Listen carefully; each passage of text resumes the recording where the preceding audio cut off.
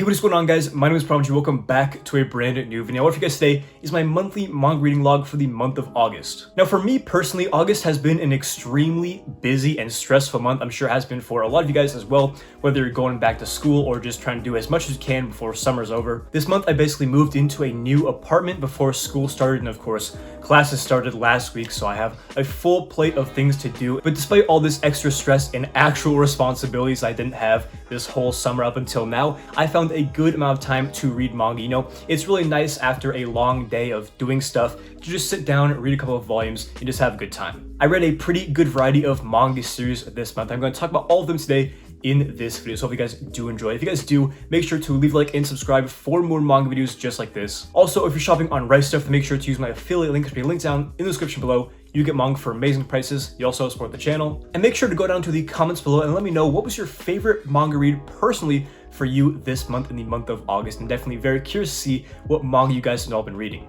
But with all that being said, without any further ado, let's get right into this month's manga reading log. Alright, so the first manga series that I've been reading this month is actually a series that completed and actually landed itself in my top 20 manga of all time, I believe, which is of course, very prestigious place to be at. Of course, I'm talking about Sunny by Taiyo Matsumoto. This month I read volumes 3 through volume 6. It's a 6-volume series in total. I got these all last month and I just read them immediately after I got them, and man, this series is so deeply impactful, emotional, and just all around amazing. For those of you who are not familiar with this series, it basically follows this kind of orphanage or home for children who, can't really stay with their parents, not necessarily orphans, but they cannot live with their family for whatever circumstances. And throughout this manga, we get to know this really amazing cast of characters, whether it be the kids who are staying at this foster home, or the adults, the older kids, or just the people around them. They all have very interesting stories that feel like they could be very real, and I'm sure that a lot of these characters and their ways of life are definitely very real for some people. And while none of these kids have an ideal or easy life by any means, they still have that childlike wonder and imagination that I feel like is captured very well in some of Taiyo Matsumoto's other works, which really shines through in this series. I really enjoyed, if you guys couldn't tell, and I would highly recommend you guys check out Sunny as well as Taiyo Matsumoto's other series such as Ping Pong, which is my top 10, as well as Go Go Monster, Take on Kinkuri.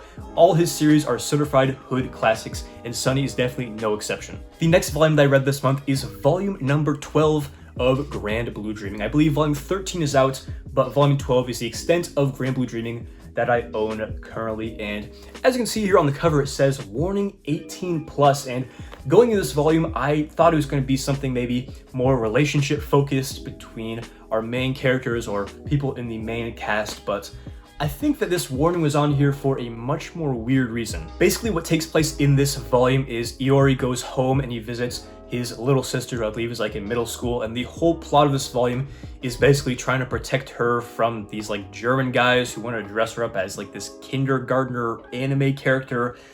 Is really weird. I feel like every time we see Iori's little sister in this manga, there's always some weird lolicon stuff going on, and sometimes it's funny, poking fun at otaku culture and all of that, but sometimes it just feels like a little much. And when I sit down to read a Grand Blue Dreaming, I'm just trying to have a good time, and while it still was a fun volume, that's not kind of the material that I'm trying to be consuming, Now, speaking of questionable content, this next volume that I read this month is very out there and is without a doubt the most f***ed up manga volume that I've ever read in my entire life. And it's also a volume that was sent to me by a viewer for free of charge, so I had to give it a try. That is, of course, Super Dimensional Love Gun. Now, this is a very strange kind of short story collection that has a strong focus on body horror, gore, and just everything extremely twisted. Now, usually I would show inside of the book to kind of show you what the art looks like, but I'm not 100% sure I can for this one in particular, just because there's a lot of sexual content. When I say sexual content, I mean the most depraved sexual content you can possibly think of. One of my favorite stories, I guess if I had to choose a favorite from this book right here, is about this club that is obsessed with itching, so they'll do whatever they can to have the best itch just because it feels so good. They'll do all sorts of disgusting stuff to themselves just to have these rashes and scabs to pick at. I mean, it's absolutely disgusting. I absolutely would not recommend this to the faint of heart by any means. absolutely disgusting, but also pretty creative. It's like Uzumaki on steroids. That's basically the best description I can give it. If you're of the mature demographic and this sounds like something that'd be somewhat interesting to you, then I guess go proceed at your own caution and give it a try. The next series that I've been reading this month should come as no surprise that I've continued on with this, as it is one of my favorite manga series of all time. That is, of course, One Piece. Now this month I read volumes 57 through 62 here, so I believe that's the entirety of Marineford and then getting into New World or Fishman Island. Also, real quick, I just want to point out how absolutely beautiful this front cover is here on volume 62. I actually set this as my iPhone background just because it's absolutely beautiful. Love the colors, and definitely one of my favorite One Piece covers of all time. But as for the actual story, of course, Marineford was very good. Now, I didn't think that it was quite as good as some people had hyped it up to be, like one of the best One Piece arcs. I thought it was really confusing. You know, there are a lot of characters being introduced, reintroduced, like constant fights going on, and new additions to the politics, conspiracy theories, which is of course all good and well, but just when it's all being thrown at you at once, I thought it was a little bit overwhelming, but still a very good and impactful arc. And as for Fishman Island, I'm a little bit underwhelmed so far. It's not bad by any means. I'd probably put it on the level of Thriller Bark so far. I don't know what it's going to be like near the end. We're kind of getting into some more action, I'd say, at the point I'm at, but it's still nothing crazy like Water 7, Impelled Down, or Marineford, the arcs I just got out of. Again, kind of a little bit of breather like Thriller Bark was, but I'm still really enjoying One Piece for what it is, and I'm very excited to keep reading in the coming month. The next series I've been reading this month is none other than Tokyo Tribes. Now this month I read volumes 3 through 6, which is the end of the physical release for the series. Sadly, it was dropped by Tokyo Pop after the 6th volume. I believe there are 12 total, which is a real shame because I am absolutely loving this series. It's just so unique and unlike anything that I've ever read before. Also, these volumes are absolutely beautiful, like volume 5 right here I showed off in my last month's manga haul, I believe, with that embossing, as well as this ultra rare volume 6 I have here. Also, in these later volumes, we're introduced to this really badass character. I believe his name's something like Jadakiss. I'm not sure if that's related to the artist or not, but he is just so cool. He kind of reminds me of Batman. He's just really OP, beats the shit out of people, has like metal in his arms.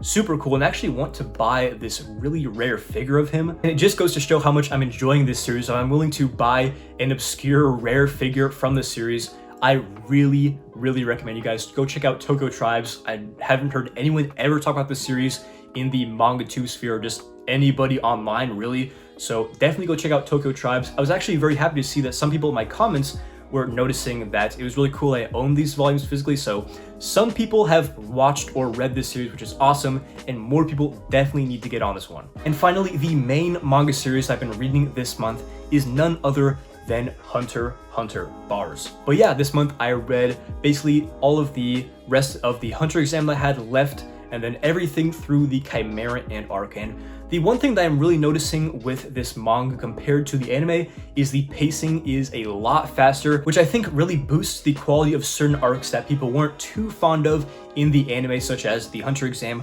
or Greed Island in particular, which is honestly probably my second favorite arc in this entire series. You know, growing up watching Yu-Gi-Oh! And Capsule Monsters, Greed Island just reminds me of that time where I was watching those every single week, every Saturday morning. Just an awesome game with so many creative concepts. The cards are awesome.